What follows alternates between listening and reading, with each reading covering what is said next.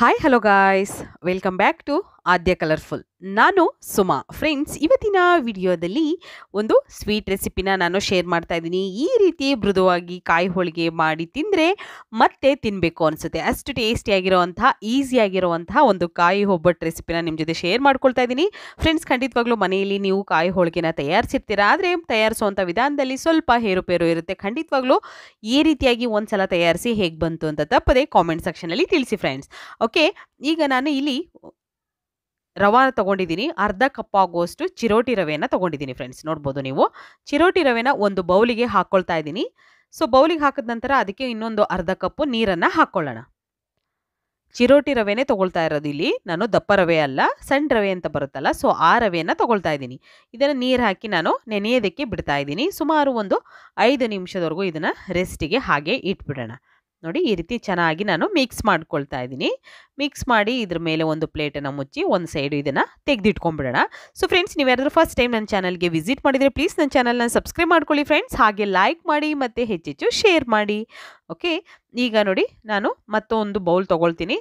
So ಆ ಬೌಲಿಗೆ 1 spoon ಆಗುವಷ್ಟು ಅಕ್ಕಿಯನ್ನು ತೊಗೊಂಡಿದ್ದೀನಿ. ಊಟಕ್ಕೆ ಉಪಯೋಗಿಸುವಂತಹ ಸೋನಾ ಮಸೂರಿ ಅಕ್ಕಿಯನ್ನು ನಾನು ತೊಗೊಂಡಿರೋದಿಲ್ಲಿ 1 ಸ್ಪೂನ್ ಆಗುವಷ್ಟು ತೊಗೊಂಡಿದ್ದೀನಿ. ಸೊ ಆ ಒಂದು ಅಕ್ಕಿಗೆ ನೀರನ್ನು ಹಾಕ್ಕೊಳ್ತೀನಿ ನಾನು. ಸ್ವಲ್ಪ ನೀರನ್ನು ಹಾಕ್ಕೊಂಡು ಅದನ್ನು ನೆನೆಯೋದಕ್ಕೆ ಬಿಡೋಣ. ಸುಮಾರು ಒಂದು 5ರಿಂದ 10 ನಿಮಿಷ ನಮಗೆ ಇದು ನೆನೆಯೋದಕ್ಕೆ ನಾವು ಬಿಡಬೇಕಾಗುತ್ತೆ. ಸೊ ಈಗ ಇನ್ನೊಂದು ಮಿಕ್ಸಿಂಗ್ ಬೌಲ್ ತೊಗೊಳ್ಳೋಣ. ಇದಕ್ಕೆ 2 ಕಪ್ ಆಗುವಷ್ಟು ಮೈದಾ ಹಿಟ್ಟನ್ನು ಹಾಕ್ಕೊಳ್ತಾ ಇದ್ದೀನಿ. ಸೊ ಇಲ್ಲಿ ಬೇಕು ಅಂದರೆ ನೀವು ಇದಕ್ಕೆ ಡೈರೆಕ್ಟಾಗಿ ಚಿರೋಟಿ ರವಾನ ಹಾಕ್ಕೊಳ್ಬೋದು. ಆದರೆ ನೆನೆಸಿ ಹಾಕೋದ್ರಿಂದ ನಮಗೆ ಒಬ್ಬಟ್ಟು ತುಂಬಾ ಸಾಫ್ಟಾಗಿ ಬರುತ್ತೆ. ಮತ್ತು ಇದರಲ್ಲಿ ಕೆಲವೊಂದು ಪ್ರೊಸೀಜರ್ ಕೂಡ ಇರುತ್ತೆ ಫ್ರೆಂಡ್ಸ್. ಹಿಟ್ಟನ್ನು ಕಲಸೋದ್ರಿಂದ ಹಿಡಿದು ಹೂರಣ ಮಾಡೋದವರೆಗೂ ಕೂಡ ನಾವು ಹೇಗೆ ಪ್ರಿಪ್ರೇಷನ್ ಮಾಡ್ತೀವೋ ಅದ್ರ ಮೇಲೆ ಒಬ್ಬಟ್ಟು ರೆಡಿ ಆಗುತ್ತೆ. ಸ್ಮೂತಾಗಿ ಬರುತ್ತೆ, ಕೆಲವೊಂದು ಸಲ ಒರಟಾಗುತ್ತೆ. ಹಾಗಾಗಿ ನೋಡಿಕೊಂಡು ಮಾಡಬೇಕು. ನೋಡಿ, ಈಗ ಸ್ವಲ್ಪ ಉಪ್ಪನ್ನು ಹಾಕ್ಕೊಂಡಿದ್ದೀನಿ. ನಾನು 2 ಕಪ್ ಮೈದಾ ತೊಗೊಂಡಿದ್ದೀನಿ. ಮತ್ತು ಈಗ ನೆನೆಸಿರೋಂತಹ ಚಿರೋಟಿ ರವೆ ಇತ್ತಲ್ಲ, ಸೊ ಅದನ್ನು ಕೂಡ ಹಾಕ್ಕೊಂಡಿದ್ದೀನಿ. ನಂತರ ಒಂದು ಚಿಟಿಕೆಯಷ್ಟು ಉಪ್ಪನ್ನು ಹಾಕ್ಕೊಂಡಿದ್ದೀನಿ. ಉಪ್ಪು ಹಾಕಿದ ನಂತರ ನೀಟಾಗಿ ಮಿಕ್ಸ್ ಮಾಡ್ಕೊಳ್ಳೋಣ. ಬೇಕು ಅಂತ ಅಂದರೆ ನೀವು ಇದಕ್ಕೆ ಅಡುಗೆ ಅರಿಶಿನ ಕೂಡ ಹಾಕ್ಕೊಳ್ಬೋದು ಫ್ರೆಂಡ್ಸ್. ಬೇಳೆ ಒಬ್ಬಟ್ಟಿಗೆಲ್ಲ ನಾವು ಅರಿಶಿನ ಉಪಯೋಗಿಸ್ತೀವಿ. ಸಾಮಾನ್ಯವಾಗಿ ಕಾಯಿ ಒಬ್ಬಟ್ಟಿಗೆ ಕಾಯಿ ಒಬ್ಬಟ್ಟಿಗೆ ನಾವು ಅರಿಶಿನ ಉಪಯೋಗಿಸಲ್ಲ. ಸೊ ಬೇಕು ಅಂತಂದರೆ ನೀವು ಅರಿಶಿನ ಕೂಡ ಹಾಕ್ಕೊಳ್ಬೋದು. ಈಗ ಸ್ವಲ್ಪನೇ ನೀರನ್ನು ಹಾಕ್ಕೊಳ್ತಾ ನಾವು ಹಿಟ್ಟನ್ನು ಕಲಿಸ್ಕೊಳ್ಳೋಣ. ಹಿಟ್ಟನ್ನು ಕಲಿಸ್ಬೇಕಾದ್ರೆ ಜಾಸ್ತಿ ಗಟ್ಟಿಯಾಗಿ ಕಲಿಸ್ಬಾರ್ದು. ನೋಡಿ ಈ ರೀತಿ ನಾನು ಹಿಟ್ಟನ್ನು ಕಲಿಸ್ಕೊಳ್ತಾ ಇದ್ದೀನಿ. ತೆಳ್ಳಗೆ ಇರಬೇಕು. ಜಾಸ್ತಿ ಗಟ್ಟಿ ಇದ್ದರೆ ನಮಗೆ ಒಬ್ಬಟ್ಟು ಅಷ್ಟು ಚೆನ್ನಾಗಿ ಬರೋದಿಲ್ಲ, ಸಾಫ್ಟಾಗಿ ಬರೋದಿಲ್ಲ. ಹಾಗಾಗಿ ನೋಡಿ, ನಾನು ಇಷ್ಟು ತೆಳ್ಳಗೆ ಹಿಟ್ಟನ್ನು ಕಲಿಸಿದ್ದೀನಿ. ನಂತರ ಇದಕ್ಕೆ ಇನ್ನೊಂದು ಸ್ಪೂನು ಎಣ್ಣೆಯನ್ನು ಹಾಕಿ ಇದನ್ನು ಹೀಗೆ ನಾನು ಮಿಕ್ಸ್ ಮಾಡ್ಕೊಳ್ತಾ ಇದ್ದೀನಿ. ಮತ್ತೆ ಒಂದು ಸಲ ನಾದ್ಕೊಂಡ ನಂತರ ಈಗ ಇದಕ್ಕೆ 2ರಿಂದ 3 ಟೇಬಲ್ ಸ್ಪೂನ್ ಆಗೋಷ್ಟು ಎಣ್ಣೆಯನ್ನು ಅದ್ರ ಮೇಲೆ ಹಾಕ್ಕೊಳ್ತಾ ಇದ್ದೀನಿ. ಎಣ್ಣೆಯನ್ನು ಹಿಂಗೆ ಹಾಕಿ ನಾವು ಬಿಡೋದ್ರಿಂದ ಸ್ಮೂತ್ ಬರುತ್ತೆ ಹಿಟ್ಟು. ಎಣ್ಣೆ ಏನು ಹೀರ್ಕೊಳ್ಳೋದಿಲ್ಲ, ಅದು ಎಣ್ಣೆ ಹಾಗೇ ಇರುತ್ತೆ. ಆಮೇಲೆ ತಟ್ಟಬೇಕು ಅಂತ ನಾವು ಒಬ್ಬಟ್ಟು ತಟ್ತೀವಲ್ಲ, ಆವಾಗ ಅದೇ ಎಣ್ಣೆನ ಉಪಯೋಗಿಸ್ಕೋಬೋದು ಬೇಕು ಅಂತಂದರೆ. ನಂತರ ಈಗ ಹಿಟ್ಟನ್ನು ಕಲಸಿ ಒಂದು ಸೈಡ್ ಇಟ್ಕೊಂಡಿದ್ದೀನಿ. ಅದಾದ ನಂತರ ಇಲ್ಲಿ 2 ಕಾಯಿಯನ್ನು ತುರಿದು ನಾನು ರೆಡಿ ಮಾಡಿ ಇಟ್ಕೊಂಡಿದ್ದೀನಿ. ಕಾಯಿ ತುರಿಯನ್ನು ನೋಡ್ಬೋದು ನೀವು. 2 ಕಾಯಿಯನ್ನು ತೊಗೊಂಡಿದ್ದೀನಿ, ಹಸಿ ಕಾಯಿ. ಇದು ಒಣ ಕೊಬ್ಬರಿಯಲ್ಲಿ ಮಾಡೋದಾದರೆ ನೀವು ಒಣ ಕೊಬ್ಬರಿಯಲ್ಲೂ ಕೂಡ ತುರಿದು ಮಾಡ್ಬೋದು. ಬಟ್ ಅದಕ್ಕೆ ಬೇರೆ ಪ್ರೊಸೀಜರ್ ಬರುತ್ತೆ ಫ್ರೆಂಡ್ಸ್. ಖಂಡಿತ ಆ ಒಂದು ವಿಡಿಯೋ ಬೇಕು ಅಂದರೆ ದಯವಿಟ್ಟು ಕಾಮೆಂಟ್ ಸೆಕ್ಷನಲ್ಲಿ ತಿಳಿಸಿ. ಖಂಡಿತವಾಗ್ಲೂ ನಾನು ಒಣ ಕೊಬ್ಬರಿಯ ಒಬ್ಬಟ್ಟನ್ನು ಮಾಡೋ ವಿಧಾನವನ್ನು ತಿಳಿಸ್ಕೊಡ್ತೀನಿ. ಓಕೆ, ಈಗ ನೆನೆಸಿರೋಂತಹ 1 ಸ್ಪೂನ್ ಅಕ್ಕಿಯನ್ನು ನಾನು ಮಿಕ್ಸಿ ಜಾರ್ಗೆ ಹಾಕ್ಕೊಂಡಿದ್ದೀನಿ. ನಂತರ ಕಾಯಿಯನ್ನು ಹಾಕ್ಕೊಳ್ತೇನೆ. ಕಾಯಿ ಒಂದೇ ಸಲ ನಾವು ಹಾಕಿ ರುಬ್ಬಕ್ಕೆ ಆಗೋದಿಲ್ಲ. ಹಾಗಾಗಿ ನಾನು 2ರಿಂದ 3 ಬ್ಯಾಚ್ ಮಾಡ್ಕೊಳ್ತಾ ಇದ್ದೀನಿ. ಸೊ ಹಾಗಾಗಿ ಸ್ವಲ್ಪ ಕಾಯಿಯನ್ನು ಹಾಕ್ಕೊಂಡ ನಂತರ ಇದಕ್ಕೆ ನಾವು ಈಗ ಫಸ್ಟಿಗೆ ಒಣಶುಂಠಿಯನ್ನು ಹಾಕ್ಕೊಳ್ತಾ ಇದ್ದೀನಿ. ಒಣಶುಂಠಿ ಹಾಕಿದ ನಂತರ ಇದನ್ನು ಬಿಡಿಸಿ ಹಾಕ್ಕೊಳ್ಳೋಣ. ಮತ್ತು ಸ್ವಲ್ಪ ಒಂದು ಅರ್ಧ ಸ್ಪೂನ್ ಆಗೋಷ್ಟು ನಾನು ಏಲಕ್ಕಿ ಪೌಡರ್ನು ಕೂಡ ಇದಕ್ಕೆ ಹಾಕ್ಕೊಳ್ತೀನಿ. ನಂತರ ನಾವು ಬೆಲ್ಲ ಟೋಟಲ್ ಆಗಿ ನಮಗೆ ಅರ್ಧ ಕೆ ಜಿಯಷ್ಟು ಬೆಲ್ಲ ಬೇಕಾಗುತ್ತೆ ಫ್ರೆಂಡ್ಸ್. ಓಕೆ, ಸೊ ನಾನು ಈಗ ಅರ್ಧ ಕೆ ಜಿ ಬೆಲ್ಲನ ರೆಡಿ ಮಾಡಿ ಈ ಥರ ಪೌಡರ್ ಥರ ಮಾಡಿ ನಾನು ತೆಗೆದಿಟ್ಕೊಂಡಿದ್ದೀನಿ. ಅದರಲ್ಲಿ 3 ಬ್ಯಾಚ್ ನಾನು ಕಾಯಿಯನ್ನು ರುಬ್ಕೊಳ್ತೀನಲ್ಲ, ಹಾಗಾಗಿ ನಾನು ಏನು ಮಾಡ್ತಾಯಿದ್ದೀನಿ, ಸ್ವಲ್ಪ ಸ್ವಲ್ಪ ಎಲ್ಲದಕ್ಕೂ ಕೂಡ ಸ್ವಲ್ಪ ಸ್ವಲ್ಪ ಬೆಲ್ಲನ ಹಾಕಿ ಗ್ರೈಂಡ್ ಮಾಡ್ಕೊಳ್ತಿದ್ದೀನಿ. ಓಕೆ, ನೋಡಿ ಈ ರೀತಿ ಗ್ರೈಂಡ್ ಮಾಡ್ಕೊಂಡು ಬರಬೇಕು ಅಷ್ಟೇ, ನೀರೇನೂ ಹಾಕಬಾರ್ದು. ಜಸ್ಟ್ ಬೆಲ್ಲದಲ್ಲೇ ನೀರಿನ ಅಂಶ ಇರುತ್ತೆ. ಬೆಲ್ಲ ಹಾಕೋದ್ರಿಂದ ನೀಟಾಗಿ ಇಷ್ಟು ನಮಗೆ ಪೇಸ್ಟ್ ಥರ ಆಗುತ್ತೆ, ಸಾಕು. ಇಷ್ಟು ಜಾಸ್ತಿ ನುಣ್ಣಗೇನು ರುಬ್ಬಕ್ಕೆ ಹೋಗಬಾರ್ದು, ಮತ್ತು ನೀರು ಕೂಡ ಹಾಕಬಾರ್ದು. ಈಗ ನೋಡಿ ನಾನು ಗಸಗಸೆ ತೊಗೊಂಡಿದ್ದೀನಿ, ಸುಮಾರು ಒಂದು 100 ಗ್ರಾಮ್ ಆಗೋಷ್ಟು ಗಸಗಸೆಯನ್ನು ತೊಗೊಂಡಿದ್ದೀನಿ. ಸೊ ಅದನ್ನು ಕೂಡ ಒಂದು ಪ್ಯಾನಿಗೆ ಹಾಕಿ ಫ್ರೈ ಮಾಡ್ಕೊಳ್ತಾ ಇದ್ದೀನಿ. ನೋಡ್ಬೋದು ಈ ರೀತಿಯಾಗಿ ಸ್ವಲ್ಪ ಚಿಟಪಿಟ ಅನ್ನಬೇಕು, ಮತ್ತು ಒಂದು ಒಳ್ಳೆ ಫ್ಲೇವರ್ ಬರ್ತಾ ಇರುತ್ತೆ ಅದು ಚೆನ್ನಾಗಿ ಉರಿಬೇಕಾದ್ರೆ. ಆಗ ಆಗಿದೆ ಅಂತ ಅದನ್ನು ಒಂದು ಕಡೆ ತೆಗೆದಿಟ್ಕೊಂಬಿಡೋಣ. ನಂತರ ಅದೇ ಪ್ಯಾನಿಗೆ ನಾನು ಒಂದು 2 ಸ್ಪೂನ್ ಆಗುವಷ್ಟು ಅಡುಗೆ ಎಣ್ಣೆಯನ್ನು ಹಾಕ್ಕೊಳ್ತಾ ಇದ್ದೀನಿ. ಅಡುಗೆ ಎಣ್ಣೆ ಹಾಕಿದ ನಂತರ ಈಗ ರುಬ್ಬಿರೋಂಥ ಮಿಶ್ರಣ ನಾನು ಅದಕ್ಕೆ ಹಾಕ್ಕೊಳ್ತಾ ಇದ್ದೀನಿ. ಕಾಯಿ ಮತ್ತು ಬೆಲ್ಲ ಅದನ್ನು ರುಬ್ಬಿದ್ದೀವಲ್ಲ, ಆ ರುಬ್ಬಿರೋ ಮಿಶ್ರಣನ ಇದಕ್ಕೆ ಹಾಕ್ಕೊಳ್ತಾ ಇದ್ದೀನಿ. ಹೀಗೆ ಎಲ್ಲದನ್ನು ಕೂಡ ರುಬ್ಬಿ ನಾನು ಅದಕ್ಕೆ ಫಸ್ಟಿಗೆ ಹಾಕ್ಕೊಳ್ತೀನಿ. ನಂತರ ಇವಾಗ ಇಲ್ಲಿ ನಾನು ಕಡಲೆ ಬೀಜನ ತೊಗೊಂಡಿದ್ದೀನಿ. ಸೊ ಕಡಲೆ ಬೀಜನ ಹುರಿದು ನಾನು ಅದರ ಸಿಪ್ಪೆಯನ್ನೆಲ್ಲ ಕ್ಲೀನ್ ಮಾಡಿ ತೊಗೊಂಡಿದ್ದೀನಿ. ಸೊ ನೋಡ್ಬೋದು ನೀವೀಗ ನೋಡಿ, ಕಡಲೆಬೀಜ 1 ಕಪ್ ಆಗೋಷ್ಟು ಕಡಲೆಬೀಜನ ತೊಗೊಂಡಿದ್ದೆ. ಅದರ ಸಿಪ್ಪೆ ಎಲ್ಲ ಅದನ್ನು ಉರಿಬೇಕು, ಫಸ್ಟ್ ಉರಿದ್ಬಿಟ್ಟು ನಂತರ ಅದರ ಸಿಪ್ಪೆನೆಲ್ಲ ಕ್ಲೀನ್ ಮಾಡಿ ನಂತರ ಒಂದು ಮಿಕ್ಸಿ ಜಾರಿಗೆ ಹಾಕ್ಕೊಳ್ತಾ ಇದ್ದೀನಿ. ಜಾರಿಗೆ ಹಾಕಿದ ನಂತರ ಇದನ್ನು ಪೌಡರ್ ಮಾಡ್ಕೊಂಬರೋಣ. ನಾನು ಇದನ್ನು ನುಣ್ಣಗೆ ಪೌಡರ್ ಮಾಡ್ಕೊಂಬರ್ತೀನಿ. ಬೇಕು ಅಂದರೆ ನೀವು ತರಿತರಿಯಾಗಿರೋ ಥರನೇ ಬೇಕು ಅಂದರೆ ಹಾಗೂ ಕೂಡ ಮಾಡ್ಕೋಬೋದು. ಸೊ ಈಗ ಮತ್ತೆ ಇನ್ನೊಂದು ಬ್ಯಾಚನ್ನು ನಾನು ಕಾಯಿಯನ್ನು ರುಬ್ಬಿರೋ ಅಂಥದ್ದನ್ನು ಹಾಕ್ಕೊಳ್ತಾ ಇದ್ದೀನಿ. ಸೊ ಈಗ ಎಲ್ಲದನ್ನು ರುಬ್ಬಿ ಹಾಕಿದ ನಂತರ ನಾನು ಒಂದ್ಸಲ ಇದನ್ನು ಚೆನ್ನಾಗಿ ಮಿಕ್ಸ್ ಮಾಡ್ಕೊಳ್ತೀನಿ. ನೋಡಿ ಈ ರೀತಿ ಮಿಕ್ಸ್ ಮಾಡ್ಕೊಳ್ಳೋಣ. ಸ್ಟವ್ನ ಆನ್ ಮಾಡಿದ್ದೀನಿ. ಈಗ ನಾನು ಆನ್ ಮಾಡಿದ ನಂತರ ಈ ಥರ ಮಿಕ್ಸ್ ಮಾಡಿದ್ರೆ ಒಂದು 2 ನಿಮಿಷ ತಗೊಳುತ್ತೆ ಈ ಕಲರ್ ಬರೋದಕ್ಕೆ.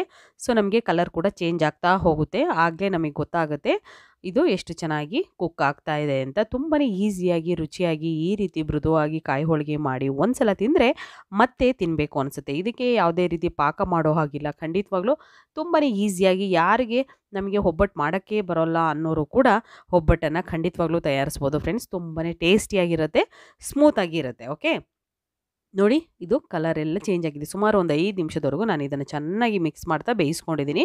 ಸೊ ಕೈ ಆಡಿಸ್ತಾನೆ ಇರಬೇಕು, ತಳ ಹಿಡಿಯೋ ಚಾನ್ಸಸ್ ಇರುತ್ತೆ, ನೋಡಿಕೊಂಡು ಮಾಡಬೇಕು. ನಂತರ ಗಸಗಸೆ ಹುರಿದಿರೋಂಥ ಗಸಗಸೆ ಇದೆಯಲ್ಲ, ಸೊ ಆ ಗಸಗಸೆಯನ್ನು ನಾನು ಹಾಕ್ಕೊಂಡಿದ್ದೀನಿ. ಹಾಕಿದ ನಂತರ ಒಂದು ಸಲ ಮಿಕ್ಸ್ ಮಾಡ್ಕೊಂಡ ನಂತರ ನಾವು ಈಗ ಕಡಲೆ ಬೀಜ ಪೌಡರ್ ಇದೆಯಲ್ಲ, ಸೊ ಅದನ್ನು ಹಾಕ್ಕೊಂಡಿದ್ದೀನಿ.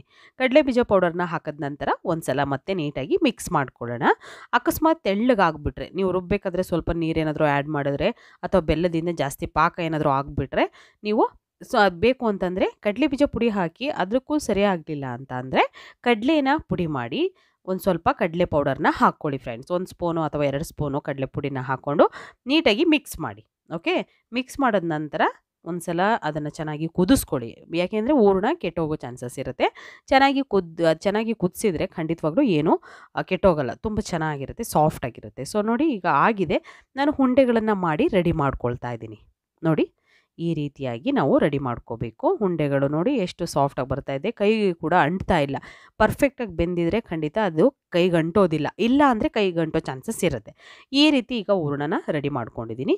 ಸೊ ಈಗ ಹಿಟ್ಟು ನೋಡ್ಬೋದು ಇಲ್ಲಿ ಎಷ್ಟು ತೆಳ್ಳಗಾಗಿದೆ ಅಂತ. ನೋಡಿ ಎಣ್ಣೆ ಕೂಡ ಹಾಗೇ ಇರುತ್ತೆ ಮೇಲ್ಗಡೆ. ಬೇಕು ಅಂತಂದರೆ ನೀವು ಅದನ್ನು ಒಬ್ಬಟ್ಟು ತಟ್ಟೋದಕ್ಕೆ ಉಪಯೋಗಿಸ್ಕೋಬೋದು. ಈಗ ಸ್ವಲ್ಪ ಸ್ವಲ್ಪ ಹಿಟ್ಟನ್ನು ತಗೊಳ್ಳೋಣ ನಾವು. ನೋಡಿ ಎಷ್ಟು ಸಾಫ್ಟ್ ಬಂದಿದೆ. ಹಿಟ್ಟು ಹೀಗೆ ಇರಬೇಕು. ನಮಗೆ ಮೊದಲು ಏನು ಅಂತಂದರೆ ಹೂರಣನೂ ಮೀಡಿಯಮ್ ಆಗಿರಬೇಕು, ಜಾಸ್ತಿ ಗಟ್ಟಿ ಇರಬಾರ್ದು, ಅದು ಸಾಫ್ಟಾಗಿರಬೇಕು, ಮತ್ತು ಹಿಟ್ಟು ಕೂಡ ಸಾಫ್ಟಾಗಿರಬೇಕು. ಹೂರಣ ಗಟ್ಟಿ ಇದ್ದು ನೀವು ಹಿಟ್ಟು ಕೂಡ ಗಟ್ಟಿ ಇದ್ದರೆ ಖಂಡಿತ ಒಬ್ಬಟ್ಟು ಸ್ಮೂತಾಗಿ ಬರೋದಿಲ್ಲ, ಗಟ್ಟಿಯಾಗಿ ಬರುತ್ತೆ. ತುಂಬಾ ಅದು ಹಾರ್ಡ್ ಅನಿಸುತ್ತೆ ತಿನ್ನಬೇಕಾದ್ರೂ. ಈ ಥರ ಸ್ಮೂತಾಗಿದ್ದರೆ ಒಬ್ಬಟ್ಟು ತುಂಬಾ ಸ್ಮೂತಾಗಿ ಬರುತ್ತೆ. ಹಿಟ್ಟು ಸ್ಮೂತ್ ಇರಬೇಕು, ಹೂರಣನೂ ಸ್ಮೂತ್ ಇರಬೇಕು, ಗಟ್ಟಿ ಆಗಬಾರ್ದು. ಕಡಲೆ ಪುಡಿಯಿಂದ ಸ್ವಲ್ಪ ಹಾಕಿದಾಗ ಗಟ್ಟಿ ಆಗಿಬಿಟ್ರೆ ಸ್ವಲ್ಪ ಬಿಸಿನೀರನ್ನು ಕಾಯಿಸಿ ನೀವು ಮತ್ತೆ ಬಿಟ್ಟು ಚೆನ್ನಾಗಿ ಕುದಿಸಿ. ಓಕೆ, ಆವಾಗ ಸ್ವಲ್ಪ ಸಾಫ್ಟ್ ಆಗುತ್ತೆ, ಏನೂ ತೊಂದರೆ ಆಗೋದಿಲ್ಲ. ಓಕೆ, ಈಗ ನೋಡಿ ನಾನು ಒಬ್ಬಟ್ಟನ್ನು ತಟ್ಕೊಳ್ತಾ ಇದ್ದೀನಿ. ಖಂಡಿತ ಫ್ರೆಂಡ್ಸ್, ಒಂದು ಸಲನೂ ನಾವು ಮಾಡೇ ಇಲ್ಲ ಒಬ್ಬಟ್ಟು ಅನ್ನೋರು ಕೂಡ ನನ್ನ ವಿಡಿಯೋ ನೋಡಿ ಖಂಡಿತವಾಗ್ಲೂ ಒಬ್ಬಟ್ಟನ್ನು ಒಂದು ಸಲ ಆದರೂ ತಯಾರಿಸಿ ಫ್ರೆಂಡ್ಸ್, ಪರ್ಫೆಕ್ಟಾಗಿ ಒಬ್ಬಟ್ಟು ಬಂದೇ ಬರುತ್ತೆ. ಓಕೆ, ಈಗ ನೋಡಿ ಈ ರೀತಿ ನಾನು ರೆಡಿ ಮಾಡ್ಕೊಂಡಿದ್ದೀನಿ. ಇವಾಗ ಒಬ್ಬಟ್ಟನ್ನು ತಟ್ಕೊಳ್ಳೋಣ. ಸೊ ನಾನಿಲ್ಲಿ ಪೇಪರ್ ತೊಗೊಂಡಿರೋದು ಇದು ನಾವು ಆಯಿಲ್ ಪೇಪರ್, ಅಡುಗೆ ಎಣ್ಣೆಯ ಪ್ಯಾಕೆಟ್ ಕವರ್ ಇರುತ್ತಲ್ಲ, ಸೊ ಅದನ್ನು ತೊಗೊಂಡಿದ್ದೀನಿ. ಬಟರ್ ಪೇಪರ್ ಇದ್ದರೆ ಬಟರ್ ಪೇಪರ್ನ ಉಪಯೋಗಿಸಿ ಫ್ರೆಂಡ್ಸ್. ಅಕಸ್ಮಾತ್ ಹೋಳಿಗೆ ಶೀಟ್ ಇರುತ್ತಲ್ಲ, ಸೊ ಹೋಳಿಗೆ ಶೀಟನ್ನು ಉಪಯೋಗಿಸಿ. ಇದ್ದರೆ ಅಕಸ್ಮಾತ್ ಇಲ್ಲ ಅನ್ನೋದಾದರೆ ನೀವು ಬಾಳೆದೆಲೆ ಸಿಗುತ್ತಲ್ಲ, ಸೊ ಬಾಳೆದೆಲೆ ಕೂಡ ಉಪಯೋಗಿಸ್ಬೋದು. ಈ ರೀತಿಯಾಗಿ ತಟ್ಕೋಬೇಕಾಗುತ್ತೆ. ಸೊ ನೋಡಿ ನಾನು ಎಷ್ಟು ತೆಳ್ಳಗೆ ತಟ್ಕೊಳ್ತಾ ಇದ್ದೀನಿ ಸರ್, ನೋಡ್ಬೋದು ನೀವು. ಪೇಪರ್ ಅಷ್ಟು ತೆಳ್ಳಗೆ ಲಟ್ಟಿಸ್ಕೋಬೋದು. ಖಂಡಿತವಾಗ್ಲೂ ತುಂಬಾ ಚೆನ್ನಾಗಿರುತ್ತೆ, ತುಂಬಾ ಸ್ಮೂತಾಗಿರುತ್ತೆ. ನೀವು ಒಂದಲ್ಲ ಸುಮಾರು ಒಂದು 4 ರಿಂದ 5 ಒಬ್ಬಟ್ಟು ತಿನ್ಬೋದು, ಇಷ್ಟು ತೆಳ್ಳಗೆ ಲಟ್ಸಿರೆ. ಖಂಡಿತ ತುಂಬ ಚೆನ್ನಾಗಿರುತ್ತೆ. ಒಂದು ಸಲ ತಯಾರಿಸಿ ಫ್ರೆಂಡ್ಸ್, ಖಂಡಿತವಾಗ್ಲೂ ಎಲ್ಲರೂ ಕೂಡ ಮನೇಲಿ ತುಂಬಾ ಇಷ್ಟಪಡ್ತಾರೆ. ಒಂದು ತಿನ್ನೋರು ಕೂಡ 3-4 ಹೋಳಿಗೆ ತಿಂತಾರೆ. ಅಷ್ಟು ಮೃದುವಾಗಿ ಮತ್ತು ಅಷ್ಟು ರುಚಿಯಾಗಿ ಕೂಡ ಇರುತ್ತೆ.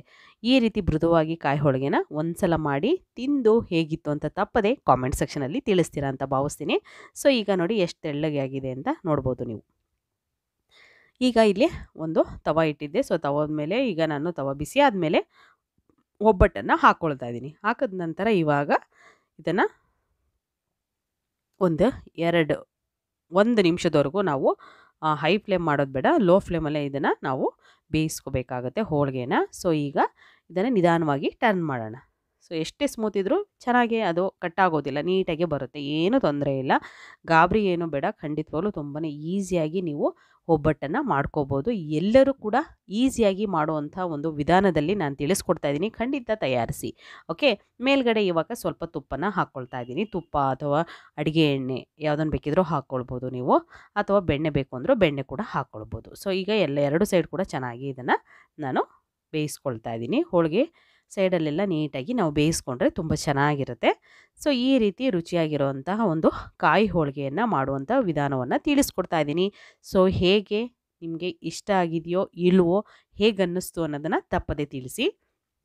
ನೋಡಿ ಈ ರೀತಿ ನಾನು ಎರಡು ಸೈಡು ಚೆನ್ನಾಗಿ ಕಲರ್ ಚೇಂಜ್ ಆಗೋ ಹಾಗೆ ಫ್ರೈ ಮಾಡ್ಕೊಂಡಿದ್ದೀನಿ, ಇದನ್ನು ಬೇಯಿಸ್ಕೊಂಡಿದ್ದೀನಿ ಸಾರಿ. ಸೊ ಈಗ ಒಂದು ತಟ್ಟೆಗೆ ತೆಗೆದಿಟ್ಕೊಂಡ್ಬಿಡೋಣ. ಈ ರೀತಿ ರುಚಿಯಾಗಿರುವಂತಹ ಕಾಯಿ ಹೋಳಿಗೆ ಅಥವಾ ಕಾಯಿ ಒಬ್ಬಟ್ಟು ರೆಡಿಯಾಗಿದೆ ಫ್ರೆಂಡ್ಸ್. ಖಂಡಿತವಾಗ್ಲೂ ನೀವು ಕೂಡ ಮನೆಯಲ್ಲಿ ತಯಾರಿಸ್ತೀರಾ, ಹೇಗೆ ಬಂತು ಅಂತ ತಿಳಿಸ್ತೀರಾ ಅಂತ ಭಾವಿಸ್ತೀನಿ. ಇವತ್ತಿನ ವಿಡಿಯೋ ಸ್ವಲ್ಪನಾದರೂ ಇಷ್ಟ ಆಗಿದ್ರೆ ಚಾನಲ್ನ ಸಬ್ಸ್ಕ್ರೈಬ್ ಮಾಡ್ಕೊಳ್ಳಿ ಫ್ರೆಂಡ್ಸ್. ಹಾಗೆ ಲೈಕ್ ಮಾಡಿ ಮತ್ತು ಹೆಚ್ಚೆಚ್ಚು ಶೇರ್ ಮಾಡಿ. ನನ್ನ ಇನ್ನೊಂದು ಯೂಟ್ಯೂಬ್ ಚಾನಲ್ ಕೂಡ ಇದೆ, ಆದ್ಯ ಬ್ಯೂಟಿ ಟಿಪ್ಸ್ ಇನ್ ಕನ್ನಡ, ಹಾಗೆ ಆದ್ಯ ಕಲರ್ಫುಲ್ ವ್ಲಾಗ್ಸ್ ಅನ್ನೋದು. ಸೊ ಆ ಒಂದು ವಿಡಿಯೋಗಳನ್ನು ಕೂಡ ಚಾನಲನ್ನು ಕೂಡ ನೋಡಿ, ಅದರ ಒಂದು ಲಿಂಕನ್ನು ಈ ವಿಡಿಯೋ ಡಿಸ್ಕ್ರಿಪ್ಷನಲ್ಲಿ ಹಾಕಿರ್ತೀನಿ, ನೀವು ಚೆಕ್ ಮಾಡ್ಬೋದು. ಓಕೆ, ಕಾಯಿ ಹೋಳಿಗೆ ರೆಡಿಯಾಗಿದೆ, ನೀವು ಕೂಡ ಟ್ರೈ ಮಾಡಿ. ಬಾಯ್, ಸಿ ಯು.